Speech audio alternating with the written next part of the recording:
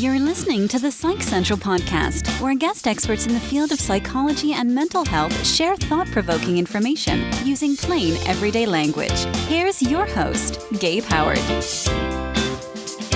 Hello, everyone, and welcome to this week's episode of the Psych Central podcast. Calling into the show today, we have Jeff Guenther, LPC. Jeff is the host of the podcast Say More About That and runs an inclusive and progressive therapist directory at TherapyDen.com. Jeff is here today to discuss how therapy works, how therapy doesn't work, and everything in between. Jeff, welcome to the show. Yeah, thanks for having me here. I'm really excited to talk to you. Well, I'm excited to talk because therapy is one of those things that everybody has heard of, yet there is all this misconception about it. Yeah, totally. And it's really tricky to figure out, even if you want to go to therapy, how do you start it? Where do you find a therapist? Jeff, let's start small. Okay. What is therapy? Yeah, I feel like that's a really good question, and it's a really difficult question to answer. So I run TherapyDen.com, which is this national therapist directory. So I get to find out what people are actually searching for when they're trying to find a therapist.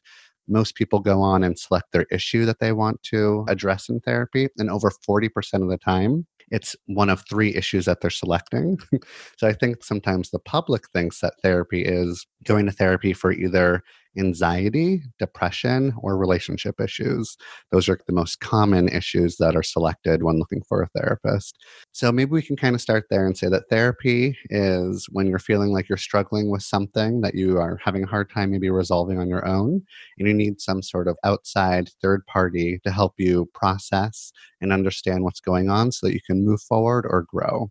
I like that much better than the Webster's dictionary version, which is the treatment of mental or psychological disorders by psychological means. And you can see why people maybe have this general misunderstanding of what therapy is, because in pulp culture, it's laying on a couch. Right. In real life, it's sitting in a chair. And therapy looks different for everybody. Totally. You know, what therapy looks like for me is very different than what therapy looks like to somebody else. I think that therapy is this idea of taking an issue and discussing it with a trained professional to get a different viewpoint or perspective on that issue to help you move forward in a meaningful way. Yeah, I think that's a really good, succinct, concise definition that we can all get behind. I agree. That's it. We should email Webster tomorrow. Can we please? Yeah. Jeff and Gabe, changing the definition of therapy since...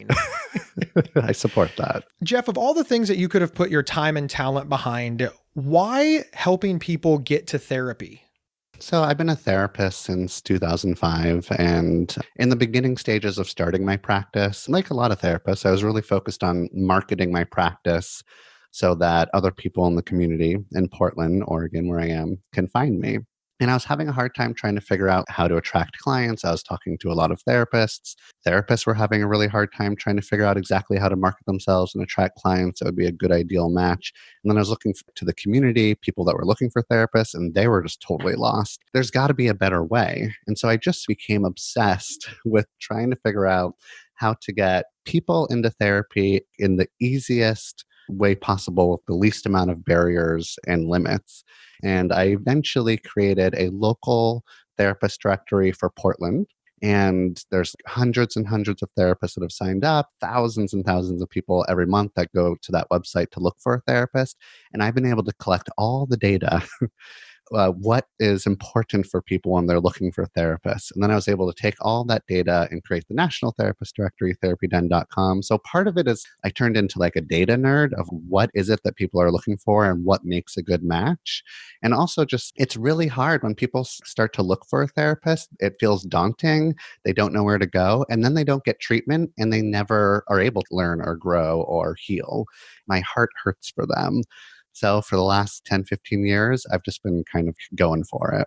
I love it, Jeff. Thank you so very much. I am one of these people that believes that everybody should probably be in therapy. And I also believe that many people who want to be in therapy don't know how.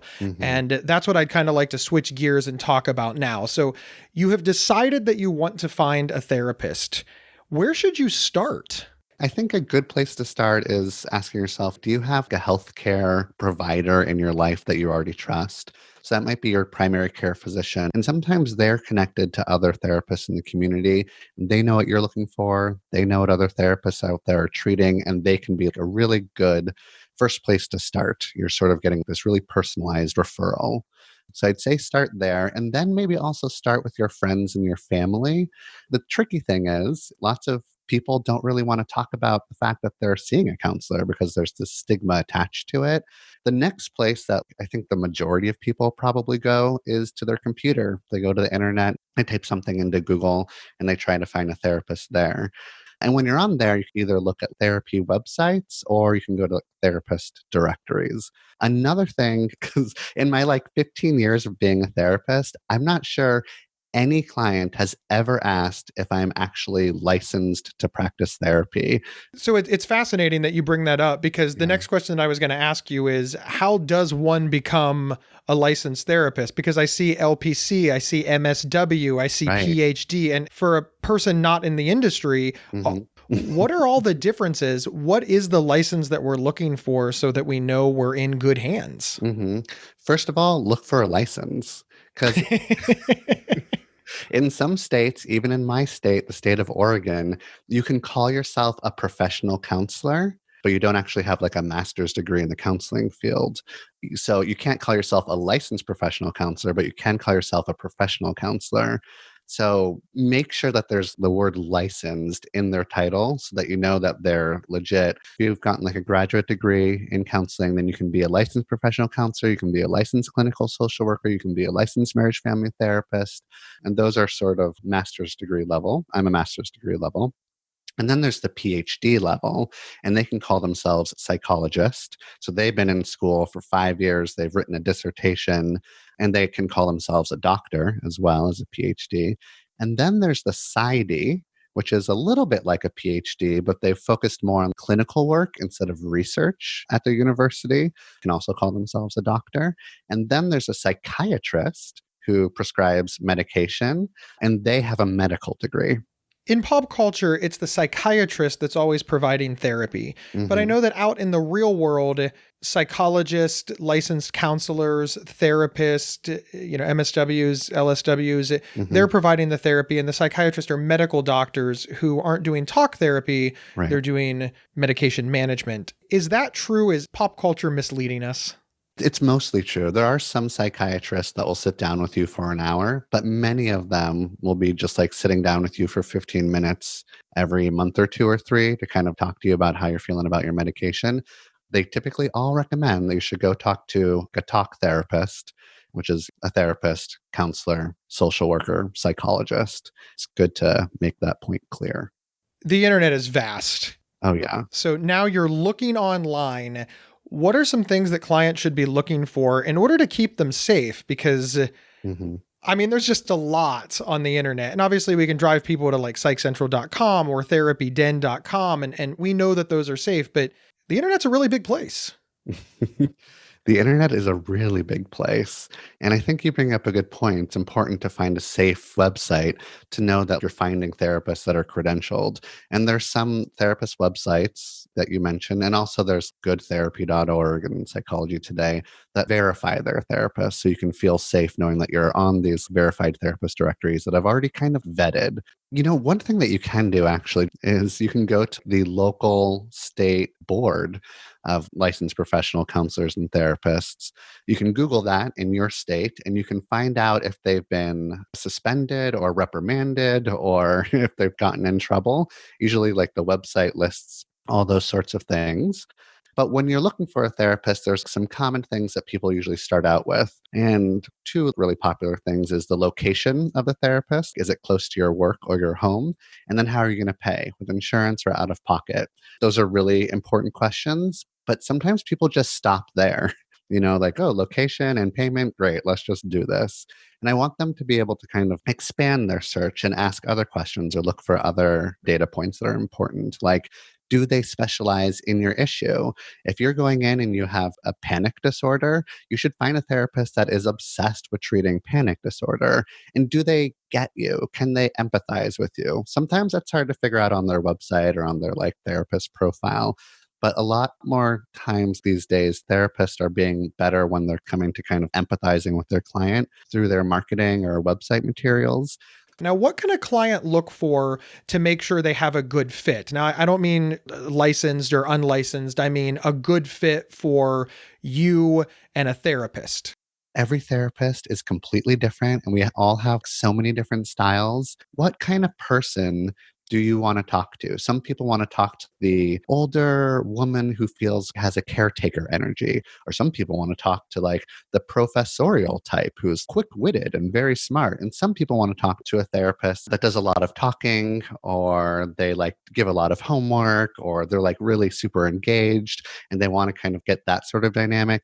Some people are really interested in trying to find a therapist that has the same gender, their same sexuality, race, age, or identity. What is this person's culture? If you find a therapist that has a similar culture, it doesn't automatically mean that that's going to be like the perfect fit and perfect therapist for you. But some clients feel like that's important because they want this sort of lived experience that a therapist has gone through. And also, there's a lot of clients are looking for a therapist that have the same values. Do they have a value match? Some people really like value a specific type of politics. Does their therapist also value that? Some clients like don't eat meat and they want to see a vegan therapist because they feel really like understood by that vegan therapist. You know what I mean? I do. And I think that's very reasonable. If you're not comfortable with your therapist, it doesn't matter if that's reasonable or unreasonable, right? You have to be comfortable in order to share some of these things. It would be great if we lived in a world where you just didn't know, but sometimes we do things to tip our hands. For example, we put that bumper sticker of the person that we voted for in the last election on our car, and then you see the therapist get out of the car, and maybe you just really dislike that person for whatever reason, right or wrong. We don't have to get into that, but you're like, I don't trust your judgment anymore. Luckily, there's more than one therapist in the world. There's more than one therapist, and they've all voted for different people. And we'll be right back after these messages. Hey folks, Gabe here. I host another podcast for Psych Central. It's called Not Crazy. He hosts Not Crazy with me, Jackie Zimmerman, and it's all about navigating our lives with mental illness and mental health concerns. Listen now at psychcentral.com/notcrazy. Or on your favorite podcast player. This episode is sponsored by BetterHelp.com. Secure, convenient, and affordable online counseling. All counselors are licensed, accredited professionals. Anything you share is confidential. Schedule secure video or phone sessions, plus chat and text with your therapist whenever you feel it's needed. A month of online therapy often costs less than a single traditional face-to-face session. Go to BetterHelp.com/PsychCentral and experience 7 days of free therapy to see if online counseling is right for you. BetterHelp.com/PsychCentral. And we are back discussing therapy with Jeff Guenther. Now, here we are. We've done everything. We've looked online. We've made sure we're safe. We chose our potential therapist. What happens now? Congratulations. I want you to actually choose 3 potential therapists. Really? Yeah, I want people to like shop around a little bit. Okay. And I want you to schedule a consult with 3 different therapists so that you can really get a good understanding of who these people are. And when you say schedule a consult, that's a phone call, generally speaking, correct? Generally, it's a phone call. I actually allow people to come in for a free 30-minute consult in person, which is also does a lot for me. So I can figure out how they are in person if I feel like I'd be a good match for them. But yeah, it's typically a phone call. And if a therapist thinks that after the consult it's not a good match, then we have an ethical duty to refer you out to another therapist that would be a good match for you. So we're already working for you. We got your back. But even more importantly, it's for the client to figure out if it's a good fit for them. So you should feel free to ask all the questions that you feel are important in order to make sure that you can just spill your guts to this person. So what's important to you, it's important for you to get in touch with that. You can ask about their training, their experience with your issue, their cultural competency, stuff like that. So now you're on the consult call. What are some good questions to cover? Yeah, so this is where I have a lot to say. So please. Just like a little disclaimer, it's up to the therapist whether or not they feel like they want to answer questions that you're asking them. Some therapists are really just sort of blank slate, like you don't get to know anything about them.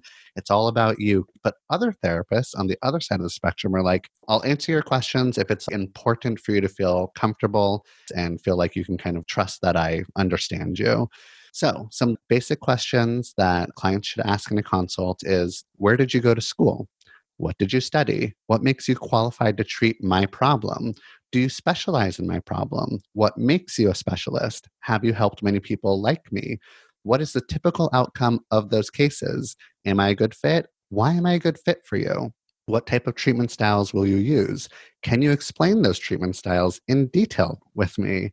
Will you talk about my family and relationship history? How important is it for you to know about my past? How will I know therapy is working? Will I feel worse before I feel better? Who talks more, you or me? Because sometimes therapists are really chatty and sometimes they're just like, you talk, client. And are you a confrontational therapist? Do you give homework? How often do I have to see you? So, some other questions that might be a little bit more personal are, have you experienced my issue in your personal life? Or you can ask the therapist, are you married? Do you have kids? Have you always been a therapist? How long have you been in practice? Are you from my city? Do you see a therapist? Are you politically progressive or conservative? Are you religious? If so, how do you practice your religion? Do you believe in God? Who did you vote for? What are your views on social justice? Are you a vegan, vegetarian, meat eater? Are you pro choice? What are your feelings about our current president? So obviously, like those questions are incredibly personal. And I'm not saying that you should ask these questions. I'm just saying, like, hey, if these are important questions to you and it's really important to find out if your therapist is pro choice or pro life, you can totally ask them that. So I'll pause there for a second. Do you have any feelings about those questions? On one hand, I feel that those questions are deeply personal, and I would be uncomfortable answering them at my job. However, I asked one of those questions to one of my therapists Oh, yeah. because I had a problem with the therapist that I had fired over that issue, and I wanted to make sure that it didn't come up again. So I just straight out asked her, I said, what are your religious views? Because my previous therapist, who I did not have a consult call with, tabled everything along the lines of religion, and it became uncomfortable to the point where I needed to move on, and I did not want any problems with my next therapist. I didn't want to jump out of the frying pan and into the fire. Right. On one hand, I hear all of those questions like one after another, after another, after another, and I think, wow, that is a lot of personal questions. But I am imagining that in practice, maybe only one or two of those is a deal breaker for the average person. Mm-hmm. Yeah, that's what I found. And it's so personal. Like if I'm going to see a therapist, I want to talk about my kids and parenting, then it makes total sense if you ask the therapist, do you have kids? Are you a parent? The therapist can say no and still be a wonderful therapist for you. But it feels like you want to kind of know that information. And in your example, yeah, if the therapist is sort of frames things in spirituality or religion, but that doesn't come up until the 20th session. It's like, oh God, I wish I would have known this because now I'm like not really vibing with what you're like throwing out there. You know what I mean? So these questions, maybe just a handful of them that you might think are important, are things that you might want to bring up. And they obviously align with things that are very important to you. If you are not political, for example, then maybe you would frame the question of, are you political? If the person says, no, politics has nothing to do with my therapy, then whom they voted for is really irrelevant. What you're trying to get at is, are we going to have a political debate? Everybody has a different comfort level with some of these uncomfortable things, right? Yes, exactly. And there's also, like, if you're a person of color, you can ask a white therapist, have you ever worked with a person of color before? What makes you qualified to work with a person of color? What have you done to learn about my specific culture? How are you continuing to learn about my culture? Why should I trust you? Do you operate from a racial justice framework? What are your thoughts on white privilege? How do you experience and handle your own white fragility? Or even if you're somebody like in the LGBTQ community, go ahead, if you feel like you need to, ask your therapist, what's your gender identity? What's your sexual identity? Have you ever treated a queer or trans person before? What's your understanding of diverse sexualities and gender identities? Do you think being gay is a choice? Do you think homosexuality can be cured? How do you feel talking about gay sex? Are you trained in counseling people that want to go through gender reassignment surgery? I can continue to go on. But like what I'm trying to do is just encourage people, especially in like disenfranchised communities that are talking to therapists. Therapists are just sort of predominantly white and sometimes come from like a pretty privileged background. Go ahead and be like, how are you competent to treat me? Like, give me your credentials. And a therapist should kind of be excited to answer that question. And if they don't have a good enough answer, politely move on to one of your other choices. And it's important to realize that how they answer the question is sometimes more important than what the answer to the question is. If you ask one of those questions and they say, listen, I'm not comfortable sharing that with you, but, and they explain why or they explain how, and they don't dodge the question, that's very telling versus, oh, that's an inappropriate question. Well, yeah, if they're scolding you for the questions that you ask, then yeah, you kind of already know that this is not the therapist for you. So it's important to understand it from maybe that perspective as well. Yeah, I think that's a really, really good point. If they don't want to answer any of these questions, again, that's totally fine. But I really hope that they give you a good, compassionate reason as to why they're not going to answer these questions. And there's really good reasons why some therapists won't want to answer this question, because then like all of a sudden it becomes about them and not about you. But they should have like a really good answer if they don't want to answer it. So now we're on the consulting call. We've handled all of this. You've got your 3. You've narrowed it down to 1. You now have selected a winner. It's like therapy reality show, right? But now you've got it. You're ready. You've made the appointment. You've picked the person. Now what? So it's exciting because now you're going to finally get into it. However, therapy can oftentimes move really slowly. So that's something to keep in mind. I know that a lot of people believe that therapy is quick because of the way insurance panels work. They approve you for 3 to 5 therapy sessions, which creates the idea that, oh, I just need 3 or 5 therapy sessions and I will be fixed. Can you talk about that for a moment? There are some issues that maybe can really be targeted in that amount of time. A lot of times, if you're coming in for like a specific anxiety, I'm afraid of spiders, or I have a hard time like crossing bridges or something. We can kind of like hone in on that and just focus on that and really have solution focused short-term interventions. But oftentimes we really need time to get into it. And this might sound like a really long time to be in therapy, but oftentimes I don't see really big change until after the first year of therapy. Because then we can kind of like look back at where you were a year ago and see like how you've grown and how you've developed to like feel more healthy or act more healthy or think more healthy. But there's a lot of secret subconscious defense mechanisms that are making it so that it's really hard for you to change. So we have to kind of slowly dismantle all those defense mechanisms with your permission and then kind of replace them with something else that's more positive or just get them to go away. And it takes a long time to positively influence you. Even though you're psyched to be there, there's usually a lot of resistance. Jeff, thank you so much. Are there any final thoughts, wrap-ups, takeaways that our listeners should be aware of as they move from being weary of therapy to now understanding, embracing, and getting ready to go to therapy? One more thing I want to share that I feel like is super, super important. If you go through this whole process, everything we talked about today, and you find your therapist, and it's kind of an exhausting process, I understand, but that therapist doesn't work out and they're not a good fit for you, it doesn't mean that therapy in general is not a good fit for you. It doesn't mean that like, oh, therapy didn't work for me, I'm never going to go back. If it doesn't work out, go find another therapist. It doesn't mean that therapy is not for you. Jeff, thank you so much. How can folks find you on the internet? They can find me at therapyden.com. They can find the therapist directory there. They can go to jeffguentherlpc.com if they just want to find my personal website.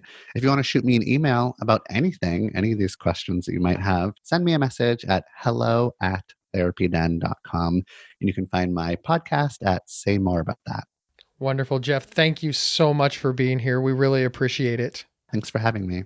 And thank you everybody for listening. Remember, wherever you downloaded this show, you can give us as many stars or hearts or bullet points as humanly possible and use your words. Tell people why you love the show. We have our own private Facebook group. You can go over to psychcentral.com/FB show and sign up for that. And finally, remember, you can get 1 week of free, convenient, affordable, private online counseling anytime, anywhere, simply by visiting betterhelp.com/psychcentral. We will see everybody next week. You've been listening to the Psych Central podcast. Want your audience to be wowed at your next event? Feature an appearance and live recording of the Psych Central podcast right from your stage. For more details or to book an event, please email us at show@psychcentral.com. Previous episodes can be found at psychcentral.com/show or on your favorite podcast player. Psych Central is the internet's oldest and largest independent mental health website, run by mental health professionals. Overseen by Dr. John Grohol, Psych Central offers trusted resources and quizzes to help answer your questions about mental health, personality, psychotherapy, and more. Please visit us today at psychcentral.com. To learn more about our host, Gabe Howard, please visit his website at gabehoward.com. Thank you for listening, and please share with your friends, family, and followers.